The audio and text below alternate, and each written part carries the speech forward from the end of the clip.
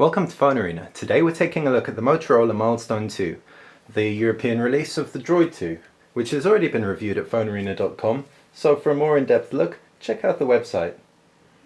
Right now, let's take a closer look at the MILESTONE 2. With a 3.7-inch screen, capacitive TFT, and a resolution of 480 by 854 pixels, it's predictably sharp. Having said that, the colours are slightly dull on it when compared with Super LCD and Super AMOLED screens, so if you're looking for the best of the best, we'd say this wasn't quite there. Below the screen are 4 capacitive buttons, and underneath is Motorola's signature bevel design. On top is the in-call speaker, to the bottom is the microphone, to the left micro USB port, to the right volume rocker and 2-stage camera button. Up top, power button and 3.5mm headphone jack.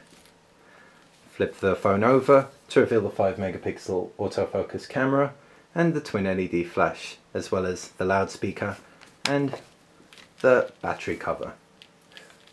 Underneath the battery cover is a SIM card slot, the battery and the micro SD card slot. Slide open the phone to reveal the 4-tiered QWERTY keypad. This performs pretty well on the whole, however the keys are extremely flat, as you can see. This takes a little bit of getting used to accordingly, but once you do, I'm sure you'll agree that it performs pretty well. We got pretty good typing speeds out of it, and it's really useful to have the QWERTY keypad, and the slider also feels very solid.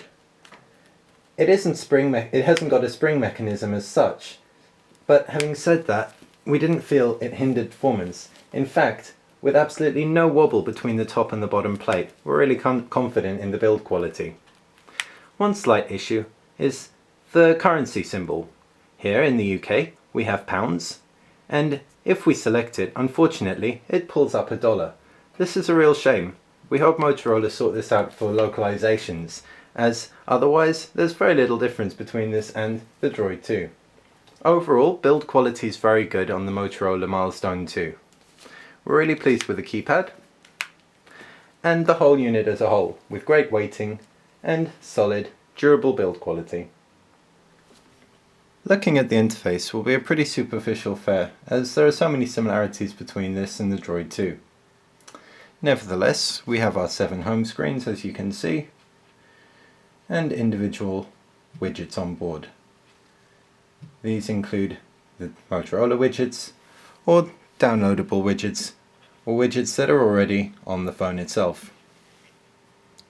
In addition to this, you have a dialer which you can pull up, a menu, which is all very predictable, and very few changes from this and the Motorola DROID 2, and your contacts tab. Everything performs smoothly throughout, and we're pleased with the overall experience. Connectivity on the phone includes Wi-Fi, 3G, Bluetooth, as well as a DLNA service, a 3.5mm headphone jack and a micro USB port, as mentioned earlier. We'd say the Motorola 2's interface's greatest issue is Moto Blur. The feature actually manages to suck out so much battery that even with light use, after a day, the Moto Blur integration sapped out all the battery life. Disable this and we managed to get a day and a half out of the phone of medium usage, so that alone gives us reason enough to question the feature's usability. We'd much rather have our own client on board for things like Facebook and Twitter. Nevertheless, on the whole, the Motorola MILESTONE 2 performs very well, and we're really pleased with what it was able to offer, especially when it comes to the fact it has Android 2.2 on board, meaning web browsing is also really good with flash support. To wrap up, we're really happy with the MILESTONE 2 as a unit on the whole, especially when it comes to build quality.